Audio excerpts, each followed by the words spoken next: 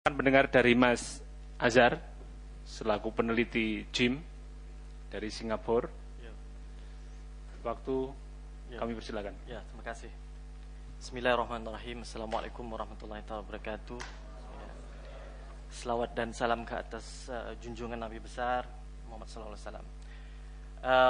Terima kasih. Saya berasa untung sekali dapat bersama-sama dengan teman-teman di sini. Pertama karena orang-orang mudanya terlalu ramai. Tidak pernah saya lihat ya acara seperti ini, acara keagamaan dan intelektual yang ramai orang-orang muda. Tidak pernah ya. Termasuk di Malaysia dan di Singapura dan di Brunei tidak pernah. Kedua, keakraban keluarga Muhammadiyah luar biasa, seolah-olah semua orang kenal itu ya. Ya. Saya dari tadi lihat bagaimana orang ini kenal semua. Kak, mungkin satu sekolah kan? Ya kan? Ya. Jadi sama saya juga kenal. Iya kan? Jadi ukhuwah itu sangat-sangat itu ya, mengesankan. Di tempat saya itu, kalau saya panggil tempat Melayu lah ya, termasuk Singapura, Malaysia, Brunei itu Muhammadiyah sudah dikenali. Waktu kita belajar sejarah itu Muhammadiyah gerakan Kiai Ahmad Dahlan itu diperkenalkan sebagai gerakan modernis, reformis ya. Jadi kita bangga dengan kehadiran itu. Malahan yang disebut nanti Nahdlatul Ulama itu agak negatif. Yang diposisikan Muhammadiyah itu positif. Ya. Nanti sampainya di S1, mungkin tahun 3, tahun 4 itu mulai kita sedar, setelah banyak kita baca buku, rupanya Muhammadiyah ini Muhammadiyah yang sudah jadi dinosaur. Ya, yang sudah tidak bergerak lagi.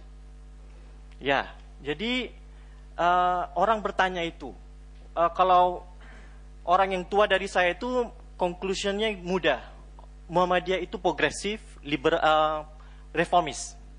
Tapi yang di bawah saya itu sudah mulai bertanyakan, kemana ini Muhammadiyah? Mentelah lagi di tempat saya itu ada Muhammadiyah juga, tetapi Muhammadiyah yang begitu kanan, ya, amat konservatif lah, ya. Jadi orang pikir, oh Muhammadiyah seperti itu yang di Singapura itu. Baik, jadi kita teman-teman di Singapura dan di Malaysia bertanyakan di mana ini. Kemudian timbul 2000 kurang lebih gitu ya, JIL timbul, ya kan? Jaringan Islam Intellectual, jaringan Islam Liberal maaf, muncul di Jakarta. Mereka suruh selalu ke Singapura, ya, bicara, bergengsi lah, ya. Orang-orang yang hebat ya, bisa baca ini itu. Jadi kita ikuti itu. Kemudian kita tanya, kalau ini anak-anak dari NU, di mana anak-anak Muhammadiyah? Kemudian kita cari. Timbul waktu itu sudah ada internet kan? Jadi JIM keluar, ya. JIM 2004 ya. 2003. 2004 5 bukunya sudah keluar. Orang-orang yang menulis sudah kita sudah kenal. Kemudian selepas itu masuk 2007-2008 senyap saja kan, tak ada. Jadi kita tanya juga di mana ini, ya.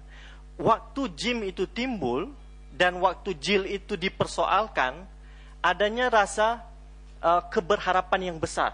Kalau JIM tidak boleh sukses, kita nantikan JIM di sana ya, di tempat saya. Jadi kita karena JIL itu dipukul di tempat kita itu, JIL itu memang haram sekali lah. Nggak boleh disebut tentang JIL lagi ya. Jadi kita strategisnya jangan bicara tentang JIL, kita nantikan JIM. Tapi kita nantikan juga itu di mana JIM ini.